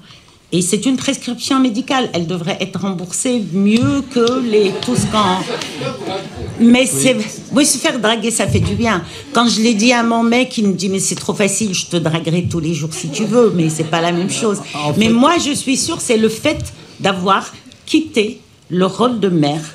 Et je me suis retrouvée l'étudiante qui était avant J'ai fait tous les coins où j'ai vécu sur le boulevard Saint-Michel, voilà. Et ça fait du bien. Je vais ajouter un petit Bon, il y a un appel là, hein, Léla. Bon. C'est que je prescris BioGaia et Baby Spasmil, mais je les mets après une discussion sur les causes. Je suis d'accord d'accord avec toi. On va vous aider avec un produit qui peut faire du bien. Et je l'utilise, cet effet placebo, mais je mets l'accent d'abord sur toute la discussion du désir de l'enfant, comment il a été conçu, s'il y a eu des fausses couches avant, s'il y a eu une PMA longue, s'il y a eu plein de choses comme ça. Une mauvaise relation de la maman avec sa propre maman, c'est source de beaucoup de problèmes. Donc je mets l'accent dessus et je m'aide avec le reste. Fadi, alors il y a des questions sur la salle, mais je crois qu'il y en a à distance. On va prendre des questions à distance, oui. C'est ça, je vais me faire le relais. Donc c'est des questions qui ont été posées au cours des interventions pour certaines. Donc vous y avez plus ou moins répondu entre-temps, mais je les pose quand même. Donc la première était pendant l'intervention du Dr Tenenbaum. C'était au sujet de la régulation émotionnelle. Donc on a Dr Pousset qui demande « La régulation émotionnelle n'est-elle pas un apprentissage ou une compétence qui se développe plus tardivement ?» que ce que vous évoquiez au début. Ah. Plus tardivement que quoi? À quel moment? Non, alors évidemment, il y a une histoire de maturation, de maturité au fur et à mesure, et les compétences s'élargissent, mais non, la question de la régulation de l'état tonique, veille, sommeil, de la relation à l'autre, etc., et il y a quelque chose qui se joue d'emblée. Hein. Je vais compléter, comme ça me permet de parler de la lune de miel. Parce qu'en fait, merci Sophie. Voilà, parce que éclaire-nous. Les 2 premiers mois, donc l'échelle de Brazelton est intéressante parce qu'elle parle bien de la question de comment le bébé régule ses états d'éveil, de sommeil, etc. Et je dirais que c'est pour ça que moi, quand je parlais de lune de miel, ça ne veut pas dire que ça va tout bien. Ça veut dire que le bébé, il est très occupé pendant les 2 premiers mois, justement, à s'auto-réguler, donc sur des choses vraiment de s'adapter à la vie extra-utérine. Et que pendant cela, alors il y a ceux qui ont des coliques, qui pleurent, qui sont un petit peu bruyants sur des signes externalisés, mais il y a tous les autres qui vont passer beaucoup de temps à s'occuper de ça et qui ne vont pas montrer leur souffrance. C'est pour ça un petit peu que je parlais tout à l'heure d'ailleurs. D'accord. On prend une deuxième question alors du fond. J'en aurai 2 autres. Moi j'allais dire, ça renvoie peut-être à une des échelles que tu as citées, Sophie, qui est l'échelle de Brazelton, que je trouve très intéressante. Alors effectivement, elle est utilisée seulement avant 2 mois, mais elle nous donne quand même une grille de lecture, parce que ça marche, comme tu disais, au niveau pyramidal, c'est-à-dire qu'un état entraîne l'autre, est nécessaire pour que l'étape suivante soit accomplie. Et la première étape, c'est la régulation neurovégétative. On est vraiment sur le neurovégétatif, système sympathique, parasympathique. Si ça, c'est pas acquis, le bébé ne peut pas passer au stade suivant, qui est sa régulation tonique, mobiliser son tonus. Si ça n'est pas acquis, il n'est pas en mesure de réguler ses états de veille et sommeil. Et s'il ne fait pas ça, il n'est pas en mesure de réguler sa relation à l'autre. Donc ça marche comme ça, dans un emboîtement qui évidemment mature au fur et à mesure que le bébé grandit, mais qui est là d'emblée, notamment du côté neurovégétatif, clonique, tonique, etc. Alors, je sors de mon statut d'animateur pour juste dire une expérience aussi. Moi, la première consultation la plus importante, c'est la première, celle du gamin de 12-15 jours. Et c'est vrai que je donne cette manière de tenir le bébé, puisque je dis le problème du bébé, c'est qu'il était dans ce milieu hydrique, quoi. Il avait une motricité tout à fait accordée, puisqu'il nageait, et tout d'un coup, il n'a plus rien. Et du coup, le fait de bien tenir le tronc et la tête, et de replier un peu les jambes, de libérer les mains, c'est fabuleux. Et ça, alors, les mères, elles sont explosées de joie, là. Alors, Camille voulait reparler. Oui, j'en profite en fait pour rebondir sur ce que vous disiez sur les 0-3 mois. Mettez bien votre micro, s'il vous plaît. Les conditions de la naissance. En fait, ce qu'on peut observer aussi dans cette période-là, c'est tout ce qui va être mouvements généraux, l'observation des mouvements généraux du bébé, qui quand même, déjà in utero, lui permettent d'aborder cette question de la régulation du tonus, à minima, dans un autre milieu, qui va déterminer aussi sa propre capacité, notamment par l'exercice de sa motricité automatique in utero, à participer aux modalités d'accouchement, et qui vont déterminer aussi, de fait, cette première capacité à pouvoir rentrer dans un dialogue tonico-émotionnel qui va être adapté. Et cette évaluation des mouvements généraux, qui se fait vraiment de 0 à 4 mois, c'est une mine pour l'observation, une mine d'or pour l'observation du bébé, du tout petit, qui nous renseigne aussi sur vraiment les potentiels du bébé. Merci. Une autre question, là donc. vous présenter, et puis peut-être... Il faut parler dans le micro pour ceux qui sont à distance, oui. Il faut l'allumer. Oui, bonjour, je suis médecin généraliste sur Annecy. Moi, j'avais une question sur les troubles du sommeil, parce qu'on voit beaucoup de parents qui nous parlent de troubles du sommeil, que l'enfant se réveille 4-5 fois par nuit, et ça tardivement. Et paradoxalement, nos mères ou les grands-mères qui viennent, je ne comprends pas, nous, nos enfants, ils faisaient leur nuit à 2 mois, je ne comprends pas pourquoi ces enfants, ils se réveillent tout le temps. Et ma question, c'est est-ce qu'il y a eu une évolution sociétale qui nous conduit à ce que, je ne sais pas, on est plus attentif ou on est plus stressé, ou pourquoi on a autant de bébés qui se réveillent beaucoup de fois tardivement? Est-ce que vraiment il y a une différence, ou à l'époque on n'y faisait pas attention? Enfin, je sais pas si vous avez une explication sur ça. Je peux donner la question somatique, et vous ferez la psychosomatique. Alors, ce qu'on sait très bien, c'est qu'on dort à peu près 1 heure de moins par jour depuis quelques années, etc. Donc, il y a vraiment une chute du temps de sommeil dans la société. On se couche plus tard, etc. Et la deuxième chose, c'est que je pense que les troubles du sommeil, pour moi, un pédiatre, il reflète l'histoire familiale. Et c'est pour ça que moi je m'intéresse depuis des années, mais depuis plus de 20 ans, des troubles du sommeil, parce que c'est de toute façon pas magique la manière de les prendre en charge. Par contre, c'est magique à partir du moment où on fait raconter l'histoire familiale, je sais pas quoi, le divorce, la grossesse, et surtout faire raconter, et re-raconter. Alors je dirais un petit peu comme vient de dire Joseph, c'est-à-dire dites-moi à quelle heure vous le couchez, comment, qui, pendant combien de temps, combien d'allers-retours, etc. Enfin bon, le dernier que j'avais, par exemple, pour endormir le bébé, ils habitaient Lyon, ils allaient jusqu'à Villefranche-sur-Saône dans la voiture pour l'endormir. Bon, voilà.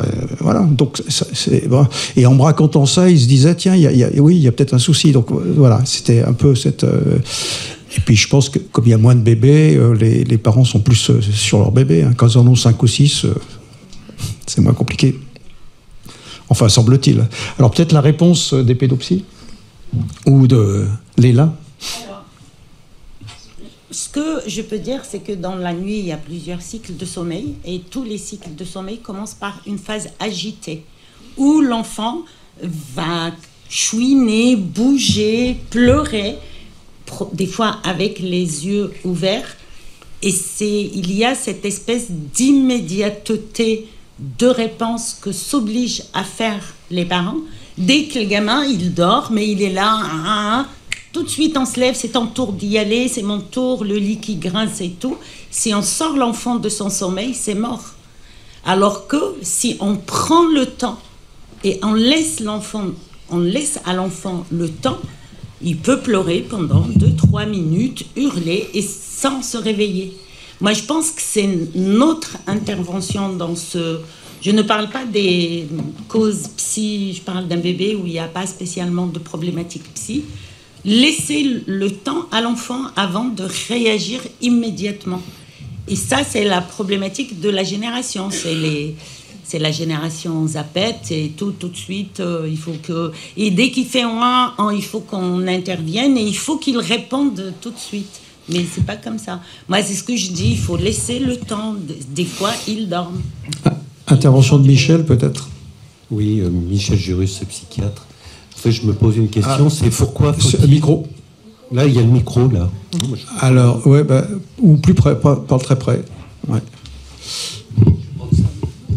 Oui, pourquoi faut-il marcher, faire de la voiture, s'agiter avec le bébé comme ça pour qu'il se calme? Est-ce que c'est un problème de cortisol?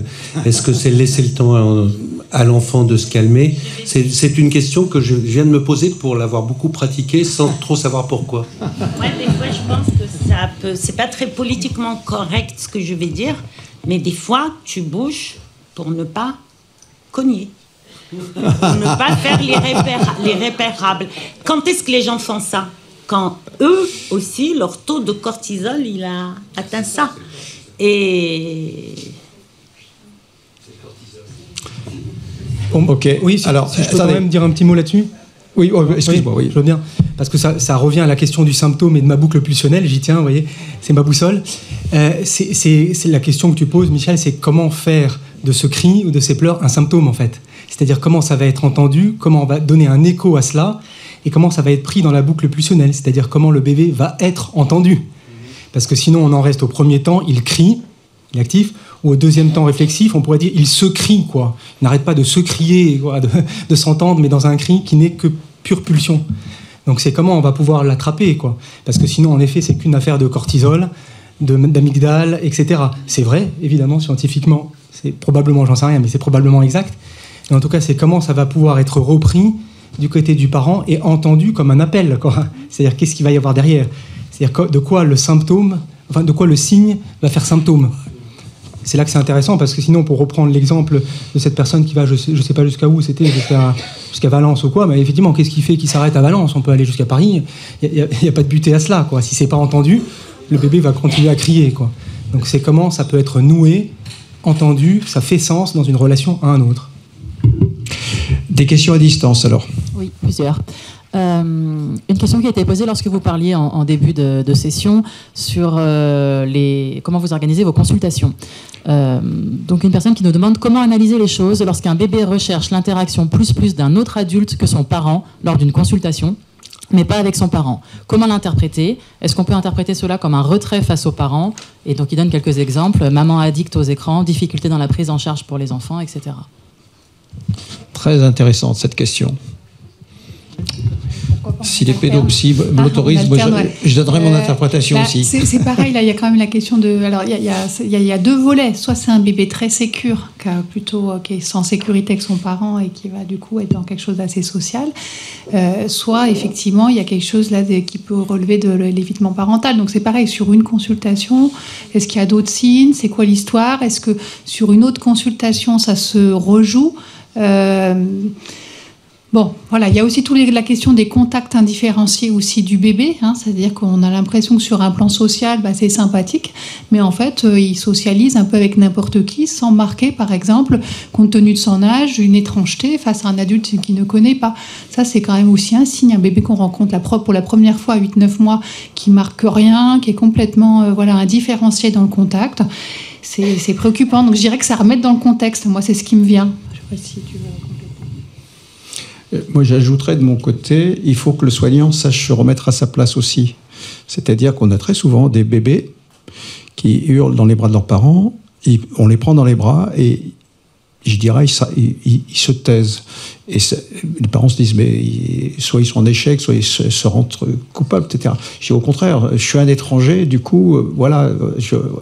Et je pense qu'au contraire, toute la consultation, on doit passer son temps à rendre justement cette paternité, cette maternité à la mère en lui disant, voilà, prenez-le, c'est votre bébé, et échangez avec lui, échangez le regard. Moi, je dis toujours, ce qui est assez extraordinaire, c'est le premier regard. Le regard du bébé à sa mère qui le fait homme, qui le fait être.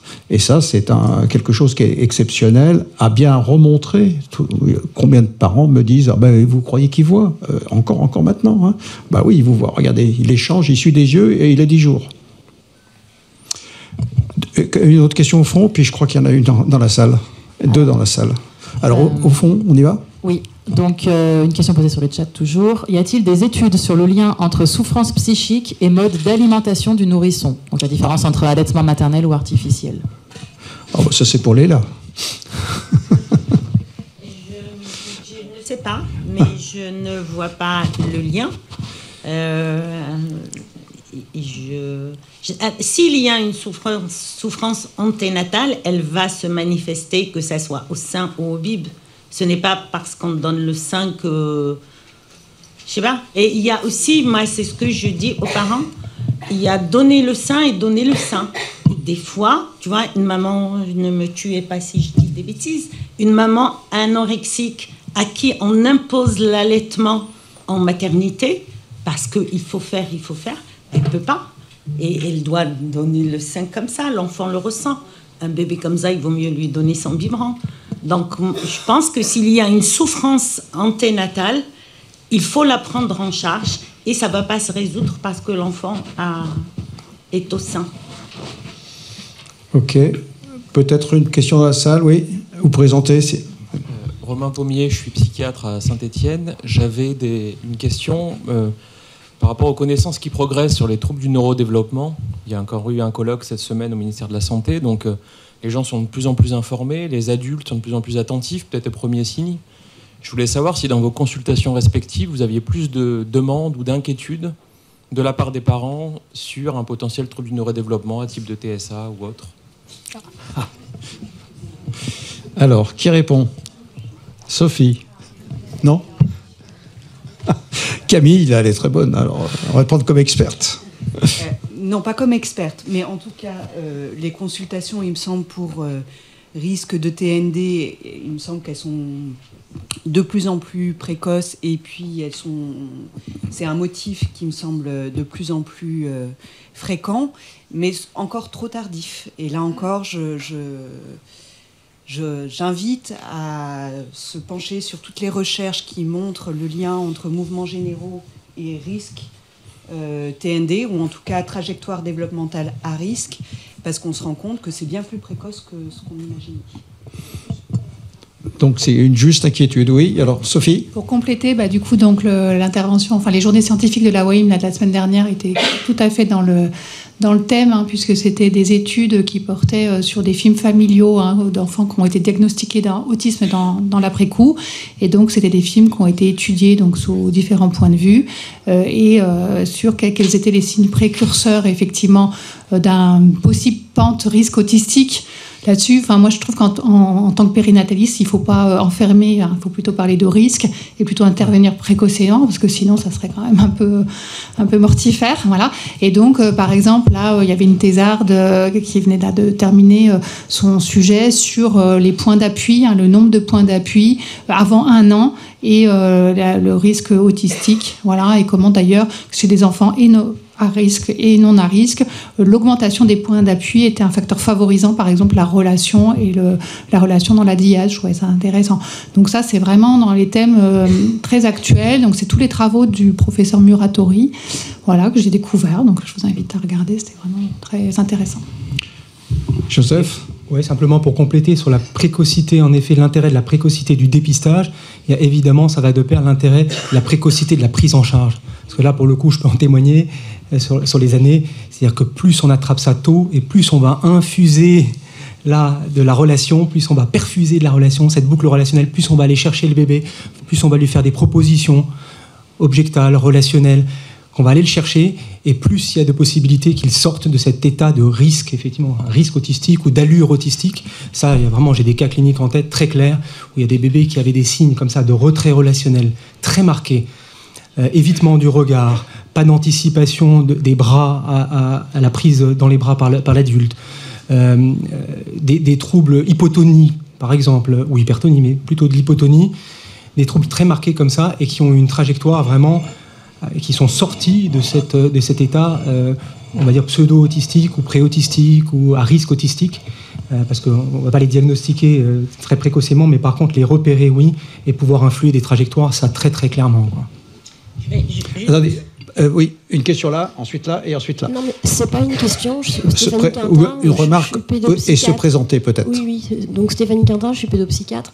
Moi, je m'intéresse beaucoup en fait aux enfants à risque autistique, effectivement, surtout les bébés de fratrie avec enfants autistes. Et il y a quand même quelque chose dans l'ajustement parental. Parce que ce sont des bébés qui ont souvent des troubles sensoriels, qui s'intéressent plutôt à l'inanimé qu'à l'animé. Et souvent, on a tendance à les surstimuler et à ne pas les stimuler de façon assez adéquate. Et il y a des techniques qui existent, et il y a notamment ce qu'on appelle le PACT, qui est pratiqué par les orthophonistes et qui est très très intéressant, plutôt vers 15-18 mois, on va dire, et qu'on peut peut-être ajuster auprès d'enfants plus petits à risque autistique. Et voilà, parce qu'en fait, je ne sais pas si je suis claire, mais si on a un enfant à risque autistique et qu'on va le surstimuler, parce qu'il va se mettre tout de suite en retrait, en fait. Donc c'est quelque chose d'assez fin, en fait, qu'il faut peut-être encore étudier. Et je crois qu'il y a encore beaucoup de questions là-dessus, sur le risque autistique et les TND en général.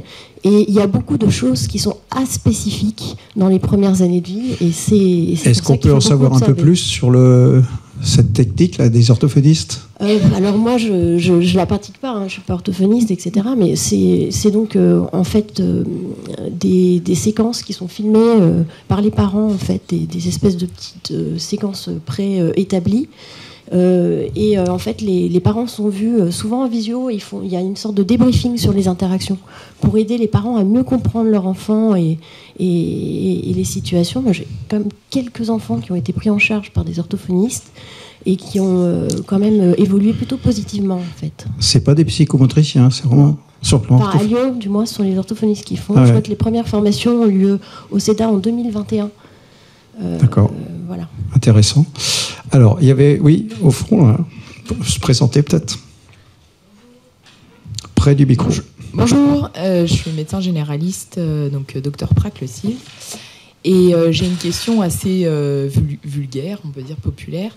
Mais est-ce que vous recommandez parfois à des mamans ou des parents des groupes WhatsApp ou des forums ou des choses, on va dire, entre parents parce que l'échange entre parents, des fois, permet de lâcher prise et de se rendre compte que beaucoup de parents vivent la même chose. Qu'il y ait une souffrance organique de l'enfant ou juste une souffrance relationnelle, psychique, parfois normale en fait, à vivre. Voilà, j'ai en tête le club Poussette vers chez nous, qui est tout simple mais très, très chouette. Pardon ? Tu es de Brive. Vers Grenoble. D'accord. Voilà, merci. Oui, alors, qui répond ? Il y a des lieux d'accueil parents-enfants, mais là, j'en profite pour faire de la pub. Il y avait les plaquettes à l'entrée. Il y a le Jardin Couvert.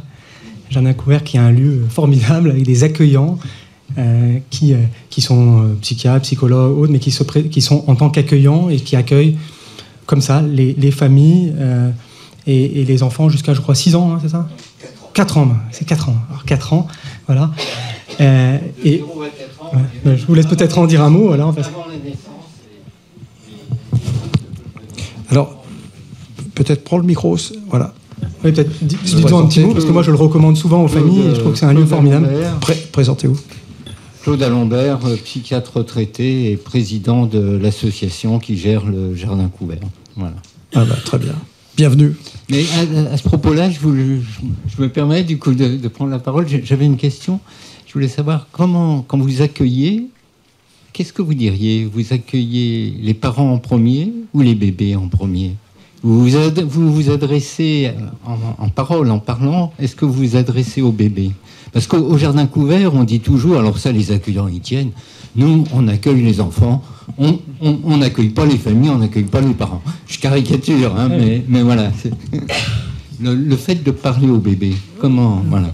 Moi, j'accueille et le parent, et les parents, et l'enfant. Je dis bonjour aux adultes quand ils rentrent, et puis je regarde le bébé. Enfin voilà, je lui fais une remarque gentille. Je voulais revenir sur les clubs Poussette. C'est quelque chose qui est très bien. Elle est faite par les parents, pour les parents, avec une espèce d'entraide. Par contre, je ne connais pas moi personnellement, mais ma fille qui vit à Brive, elle est tout là-dedans. Des fois, il y a des dérives dans ces clubs qui sont trop graves, enfin voilà. Et je pense que peut-être connaître le groupe. Quand j'étais jeune interne, j'étais en infectieux chez Béguet, et lui, il a travaillé au Togo. Et au Togo, les gens, il y a beaucoup de marabouts. Et tous les Français qui allaient là-bas, ils étaient anti-marabouts, anti-marabouts. Et lui, il a choisi 2 ou 3 marabouts, il les a formés sur comment palper la rate, dire là, tu peux donner ton gris-gris, là, tu dis va vite. Voilà, moi je pense que peut-être des groupes, un peu les coacher et y adresser les enfants, alors que des fois ils se montent le bourrichon sur des trucs et on part dans des dérives trop graves. C'est ce que. Mais ma fille ne jure que par ça. Mais elle dit, il faut avoir du recul. Bon, elle me regarde, elle me dit, mais moi j'ai toi, je peux avoir le recul, mais les autres ils peuvent pas. Moi, je pense que pour ces groupes, il faut qu'ils soient régulés aussi. Il ne faut pas que ce soit qu'entre mamans. Enfin, il me semble qu'il faut une régulation. Oui, alors, peut-être... Ah, non, tu es trop bavard, Joseph. Il faut voilà, laisser la salle s'exprimer. Alors. Allez, parole à la salle d'abord. présenter. Je suis Françoise Luciani Matret. Je suis psychiatre adulte, mais j'ai travaillé depuis Il n'y a pas de sous-métier. Hein. Depuis toujours en périnatalité. Donc du coup, en tant que psychiatre adulte, à s'adresser beaucoup aux parents, mais aussi avec évidemment un regard sur la dyade. Enfin, non seulement un regard, mais une attention, enfin quelque chose. Alors, du coup, j'attendais un peu pour poser mes questions, donc j'en ai tout un tas. Mais je pensais à ce que disait la médecin généraliste d'Annecy. Donc, comme j'ai travaillé à peu près depuis 40 ans en périnatalité, j'ai vu évoluer beaucoup de choses, et je me dis notamment la question de la compétence. C'est-à-dire qu'on a des parents qui se préparent à être parents, qui lisent, c'est presque un cursus universitaire, et qui sont très déçus quand ils sont en échec, c'est-à-dire quand le bébé pleure, et il y a tout un tas de conseils, de recommandations, il faut faire ci, il faut faire ça, avec souvent effectivement une surstimulation. Et je me dis que le premier examen, c'est important, la première rencontre, c'est important de la laisser en tant que rencontre.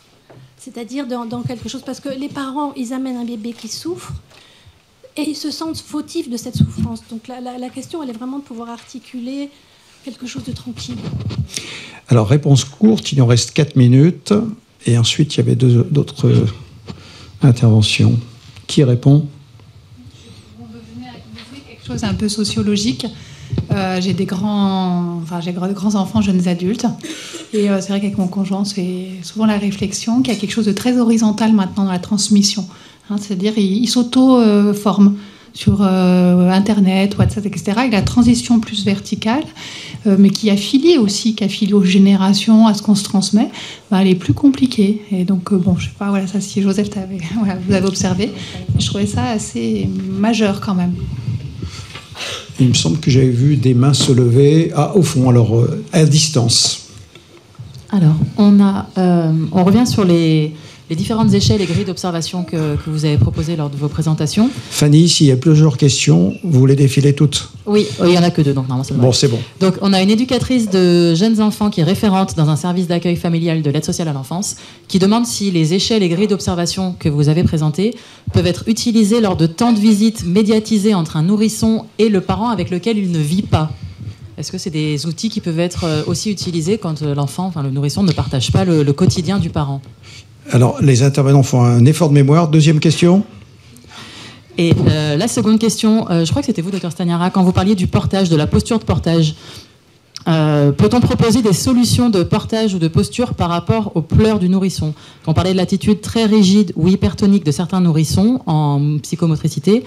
Et quid du temps de portage par les parents? Parce qu'on voit notamment certains enfants qui ne s'endorment que dans les bras des parents. Oui. Alors, la première question. Sur les échelles, pour moi, c'est un guide à l'observation. Donc voilà, c'était vraiment le message que j'avais envie de faire passer. Donc après, bien sûr que ça peut être utilisé comme grille pour l'observation sur les temps de visite médiatisés, mais c'est toujours pareil. Si c'est une visite médiatisée tous les 3 mois, ça va être assez peu informatif. J'espère que ce qui est attendu du bébé, c'est qu'il soit un peu craintif envers son parent qui ne voit jamais, ce qui serait un peu attendu et sain, en fait. Donc ça, c'est vraiment à voir en évolution. Après, s'il conserve par exemple des manifestations de bébés, elle a des bébés malgré des visites très régulières, par exemple 1 fois par semaine, pendant plusieurs semaines, et que rien ne bouge, on peut effectivement se dire c'est quand même un petit peu étrange. Voilà. Enfin, moi, je le dirais un peu, c'est ce qui me vient aussi. Après, je ne sais pas si tu veux compléter. Pas forcément. Non, moi, je rebondirais bien sur la question de Claude d'Alembert, sur la question de qui on reçoit, qui on accueille. Alors moi, j'ai été formé en tant que pédopsie, avec une vectorisation très claire. Je reçois le bébé en son nom. Et les parents ne sont qu'accompagnants, en fait, du patient bébé. Et c'était comme ça à l'hôpital, et j'ai poursuivi comme ça, et ça a des effets, en fait, d'organisation de la consultation, parce que ça vectorise un regard et un désir dans une certaine direction. Je ne dis pas qu'il faut absolument faire ça, mais en tout cas, moi j'entends, et c'est pour ça que j'ai insisté sur l'observation du bébé, parce que j'observe le bébé. D'ailleurs, le grand bébé, je le reçois tout seul, c'est des grands bébés, c'est 1 an et demi. Je propose à ce qu'ils viennent seuls après l'âge de la marche. Et dans 99% des cas, les bébés viennent seuls, d'un pas très décidé, et je les reçois un temps seul. En tout cas, j'interagis principalement avec le bébé. Bien sûr, j'accueille le dire des parents et j'écoute ce que les parents ont à dire, j'observe la relation, on ne peut pas s'en passer, mais il y a quelque chose qui est organisé autour de l'observation conjointe. Finalement, j'appelle et j'amène les parents à observer leur propre bébé, quoi. Voilà. Ok. Sur le portage, je répondrai après la pause, si vous voulez bien, parce qu'il y a beaucoup de choses à dire, c'est passionnant. Vous avez donc 30 minutes de pause, vous avez le temps. Profitez-en pour assaillir de questions vos experts, et en tout cas, vous êtes tous les bienvenus.